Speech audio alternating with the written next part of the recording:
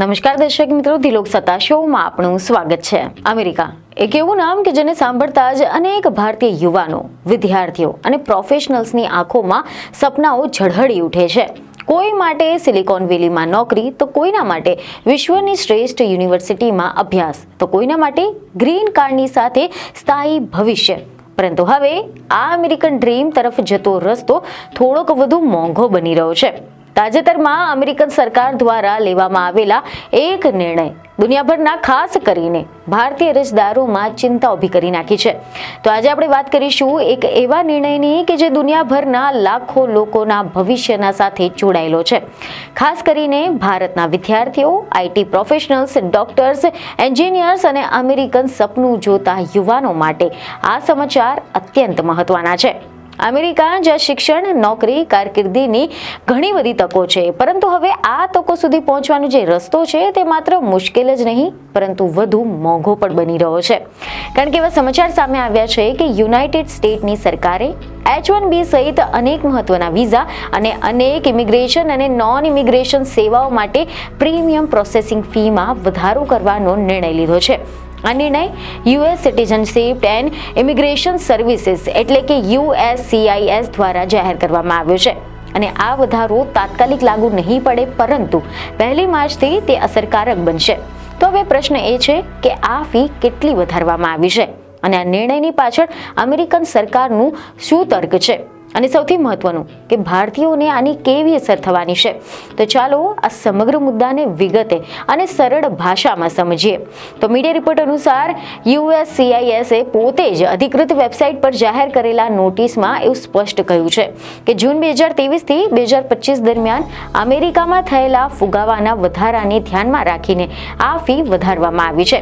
અને એમના જણાવ્યા પ્રમાણે આ વધારાની જે આવકનો ઉપયોગ છે તે એજન્સીની રોજિંદી કામગીરી માટે, વિઝા અને ઇમિગ્રેશન અરજીઓના બેકલોગ ઘટાડવા માટે અને એજ્યુકેશનલ જે પ્રક્રિયા છે તેને વધુ કાર્યક્ષમ બનાવવા માટે કરવામાં આવી રહી છે.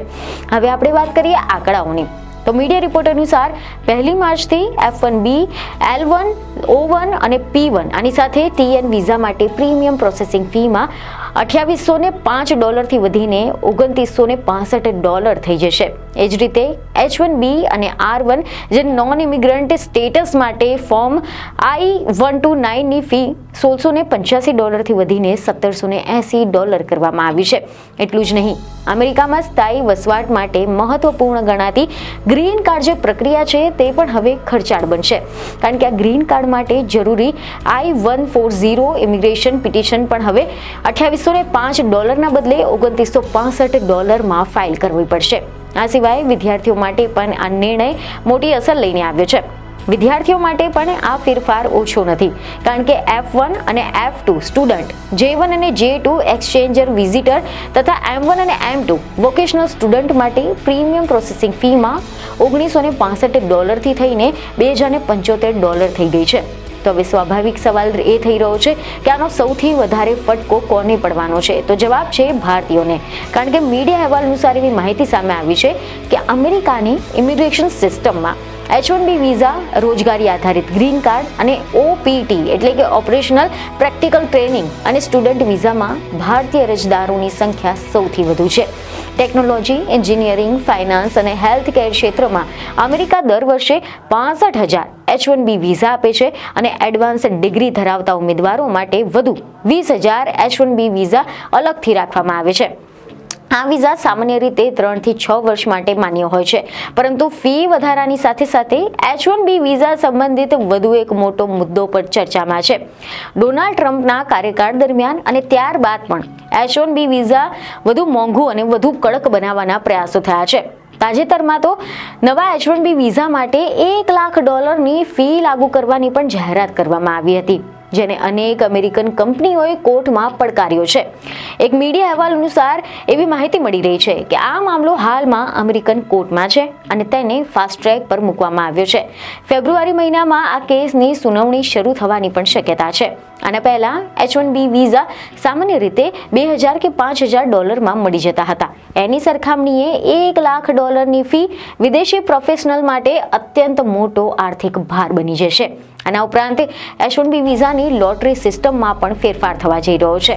મીડિયા રિપોર્ટ અનુસાર હવે નવી લોટરી જે સિસ્ટમ છે તેના હેઠળ ઉચ્ચ પગાર મેળવનારા અને હાઈ સ્કિલ ધરાવતા ઉમેદવારોને વિઝા આપવામાં પ્રાથમિકતા મળશે અને આ નવી વ્યવસ્થા 27 ફેબ્રુઆરીથી લાગુ થવાની છે. એવા સમાચાર છે કે ટ્રમ્પ વહીવટી તંત્રનું કહેવું છે કે જૂની સિસ્ટમ હેઠળ અમેરિકન કંપનીઓ અમેરિકન નાગરિકોના બદલે ઓછા પગાર પર વિદેશી કામદારોને રાખતા હતા અને આ પ્રક્રિયામાં ભારતીય પ્રોફેશનલ્સની સંખ્યા સૌથી વધુ હતી. હવે વાત કરીએ પ્રીમિયમ પ્રોસેસિંગની કે પ્રીમિયમ પ્રોસેસિંગ શું હોય છે. તેવા અહેવાલ છે કે પ્રીમિયમ પ્રોસેસિંગ એવી સેવા છે કે જેમાં વધારાની ફી ચૂકવીને વિઝા અથવા તો ઇમિગ્રેશન અરજીનો નિર્ણય ઝડપથી મેળવવામાં આવે છે. કંપનીઓ જ્યારે કોઈ વિદેશી કર્મચારીને તરત જોડવા માંગે અથવા તો વિદ્યાર્થીઓને વર્ક પરમિટની તાત્કાલિક જરૂર હોય ત્યારે આ વિકલ્પનો સૌથી વધુ ઉપયોગ થાય છે.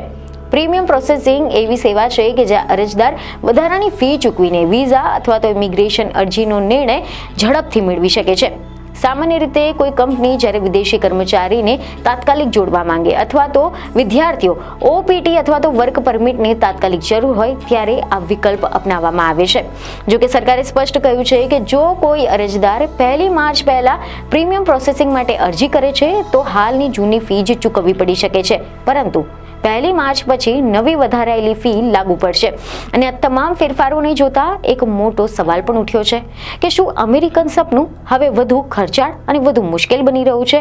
શું આ વધતી ફી અને બદલાતી નીતિઓ ભારતીય વિદ્યાર્થીઓ અને પ્રોફેશનલ્સના સપનાઓને અસર કરશે?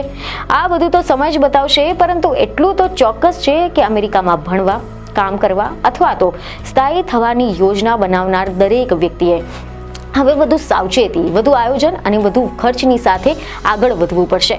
કારણ કે અમેરિકા આજે પણ તકોની ધરતી છે, પરંતુ હવે આ બધી જે તકો મેળવવાની જે કિંમત છે તે પહેલા કરતાં ઘણી વધારે થઈ ગઈ છે. તો આશા છે કે આ માહિતી તમને મહત્વની લાગી હશે, જેથી અમારા વિડીયોને લાઈક અને શેર જરૂરથી કરજો. બીજને ખબર સાથે ફરી મળીશું. ધન્યવાદ.